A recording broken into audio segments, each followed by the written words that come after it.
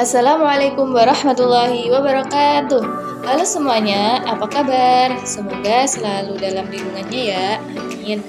Selamat datang di podcast kami yaitu Kelompok A. Di sini saya Angelina Vita Sodang yang akan menemani kalian semua di podcast kali ini. Kira-kira apa ya tema podcast kita kali ini? Ada yang tahu nggak nih? Ya, jadi tema kita kali ini yaitu tentang konsep dasar dan sejarah perkembangan usul fiqh. Langsung saja kita perkenalkan pembicara kita yang akan menemani kita di podcast kali ini juga, yaitu yang pertama ada Kak Mutia dan yang kedua ada Kak Zulfa. Halo Kak Mutia dan Kak Zulfa. Halo. Apa kabar? Alhamdulillah baik. Alhamdulillah. Ya, sebelum kita ke pembahasannya, di sini saya akan menjelaskan terlebih dahulu tentang definisi dari usul fiqh. Usul fiqh adalah kaidah-kaidah yang menjelaskan tentang cara atau metode pengambilan atau penggalian hukum-hukum yang berkaitan dengan perbuatan manusia dari dalil-dalil syar'i. Atau bisa dipahami bahwa usul fiqh itu adalah cara atau metode yang dijadikan perantara untuk memproduksi sebuah hukum. Langsung saja kita ke pembicara yang pertama yaitu Kak Mutia untuk mengetahui usul fiqh yang lebih dalam lagi. Yaitu kita akan bertanya tentang apa sih objek kajian dari usul fiqh itu? Ya baik, terima kasih kepada Kalina. Nah teman-teman, dari definisi yang disampaikan oleh Kalina, kita dapat memperoleh objek kajian usul fiqh secara garis besar yang terbagi menjadi 3, yaitu yang pertama adalah sumber-sumber hukum syara' baik yang disepakati seperti Al-Quran dan As-Sunnah maupun yang diperselisihkan seperti istishhan dan maslahah mursalah. Nah teman-teman, ada yang tahu nggak nih apa sih itu istishhan?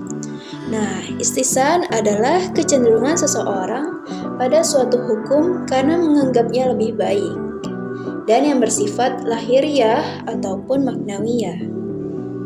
Contohnya seperti dokter pria diperbolehkan melihat aurat wanita dalam proses pengobatan karena hal itu untuk kemaslahatan pasiennya. Nah, sedangkan yang masalah mursalah merupakan hukum untuk menetapkan persoalan-persoalan baru yang tidak disebutkan di dalam Al-Quran dan As-Sunnah.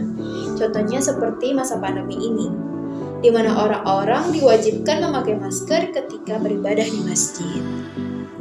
Yang kedua adalah metode pendayagunaan sumber hukum atau metode penggalian hukum dari sumbernya. Mencarikan jalan keluar dari dua dalil yang bertentangan secara zahir, ayat dengan ayat atau sunnah dengan sunnah. Dengan al-jam'u wal al-taufiq, apa sih al-jam'u wal al-taufiq itu? Al-jam'u wal al-taufiq adalah menghubungkan dua dalil yang nampak bertentangan sehingga keduanya bisa dipakai dan diamalkan dengan didapatkan makna yang berserasiah.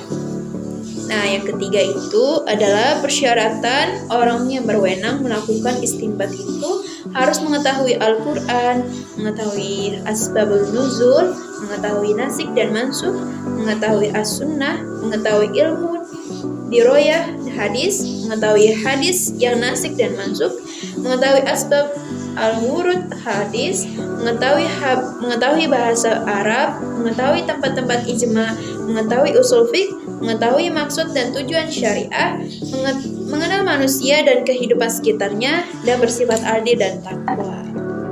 Nah, itu merupakan objek kajian dalam usul fiqh. Nah, dari objek kajian usul fiqh tersebut, kita punya tujuan dan fungsi tersendiri. Nah, tujuannya ini adalah untuk dapat menerapkan kaidah-kaidah terhadap dalil-dalil syara' yang terperinci agar sampai kepada hukum-hukum syara' yang bersifat amali yang ditunjukkan oleh dalil-dalil itu. Dengan kaidah usul serta bahasanya itu dapat dipahami nas-nas syara' dan hukum yang terkandung di dalamnya.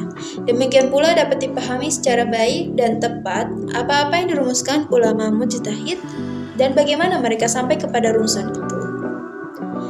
Nah, walaupun para ulama telah berhasil merumuskan hukum syara' dan telah terjabar secara rinci dalam kitab-kitab fiqh, umat Islam tetap memerlukan usul fiqh tersebut. Ada dua tujuan mengetahui usul fiqh. Yang pertama, bila kita sudah mengetahui metode usul fiqh dirumuskan ulama terlebih dahulu, maka bila suatu ketika kita menghadapi masalah yang baru yang tidak mungkin ditemukan hukumnya dalam kitab-kitab fiqh terdahulu, maka kita dapat mencari jawaban hukum tersebut dengan cara menerapkan kaidah-kaidah hasil rumusan ulama terdahulu. Nah, yang kedua, bila kita menghadapi masalah hukum fiqh yang terurai dalam kitab-kitab fiqh, tetapi mengalami kesukaran dalam penerapannya karena sudah begitu jauhnya perubahan terjadi, dan kita ingin mengkaji ulang rumusan fuqaha lama itu atau ingin merumuskan hukum sesuai dengan kemaslahatan dan tuntunan kondisi yang menghendakinya, maka usaha yang harus ditempuh dalam merumuskan kajian ulang tersebut yaitu suatu akidah untuk menentukan kaidah baru itu tidak mungkin dapat dilakukan bila tidak mengetahui secara baik usaha dan cara ulama terdahulu dalam merumuskan kaidahnya. Nah, dari tujuan tersebut, usul fiqh itu berfungsi sebagai yang pertama, memberikan pengertian dasar tentang kaidah-kaidah dan metodologi para ulama mujtahid dalam menggali hukum. Nah, yang kedua itu menggambarkan persyaratan yang harus dimiliki oleh seorang mujtahid agar mampu menggali hukum syara secara tepat dan bagi orang awam supaya lebih mantap dalam mengetahui pendapat yang dikemukakan oleh para mujtahid setelah mengetahui cara yang mereka gunakan untuk berijtihad. Yang ketiga, memberi bekal untuk menentukan hukum dalam berbagai metode yang disampaikan oleh para mujtahid sehingga dapat memecahkan berbagai persoalan baru. Nah, yang keempat, memelihara agama dari penyimpangan dan penyalahgunaan dalil dengan berpedoman pada usul fiqh. Hukum yang dihasilkan melalui ijtihad tetap diakui syara'. Yang kelima, menyusun kaidah-kaidah umum atau asas hukum yang dapat dipakai untuk menetapkan berbagai persoalan dan fenomena sosial yang terus berkembang di masyarakat. Yang terakhir adalah mengetahui keunggulan dan kelemahan para mujtahid sejalan dengan dalil yang mereka gunakan. Demikian, orang yang belum mampu berijtihad dapat memilih pendapat mereka yang terkuat disertai alasan-alasan yang tepat.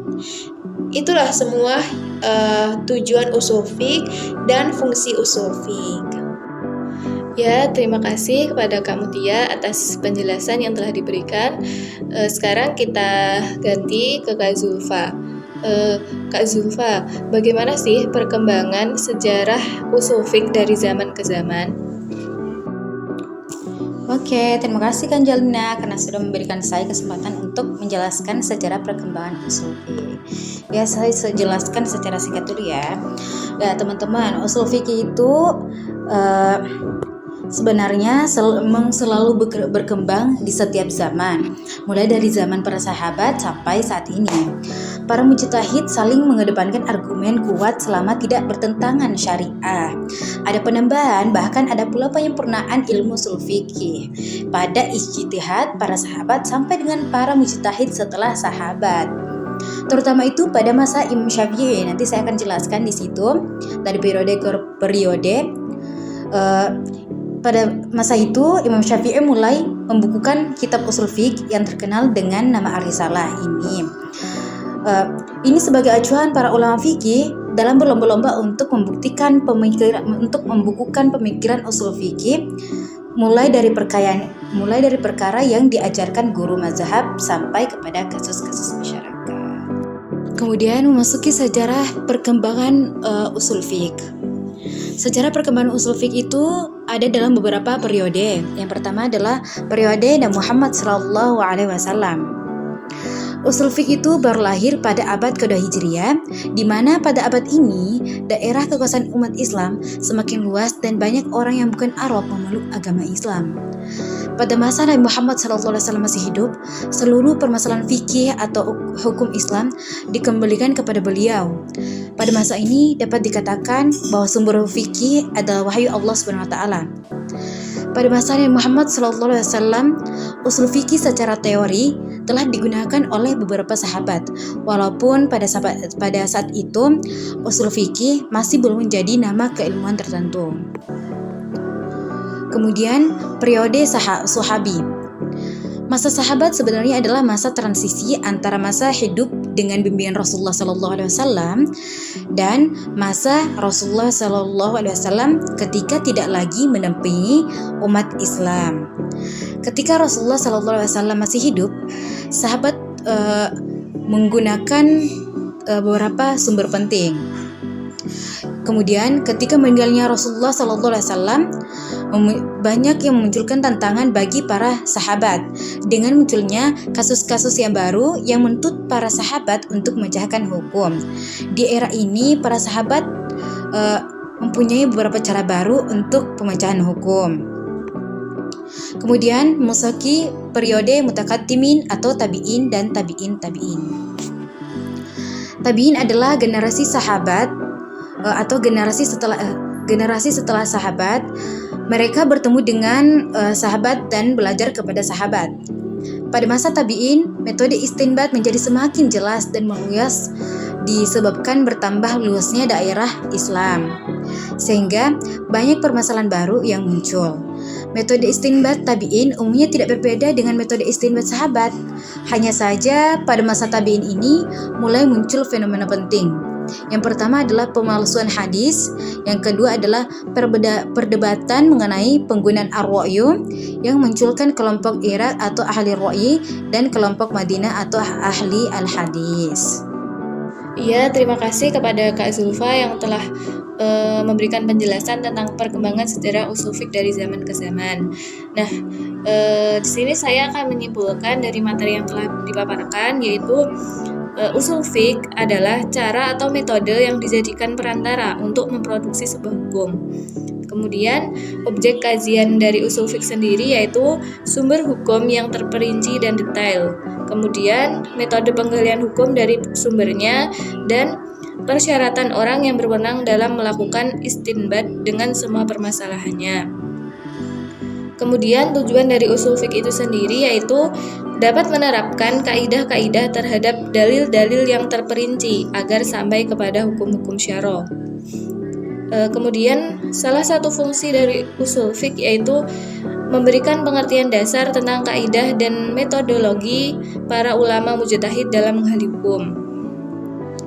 Kemudian sejarah perkembangan usul fiqh yaitu terbagi menjadi beberapa periode. Yang pertama yaitu periode Nabi Muhammad SAW, kemudian periode Sahabi, kemudian periode Mutaqaddimin, kemudian masa tabi'in, kemudian yang terakhir yaitu periode Mutakhirin.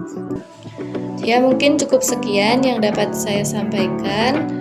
Burung dara cendrawasih, cari dulu di Papua. Cukup sekian, terima kasih. Semoga bermanfaat untuk semua. Wal akhirat.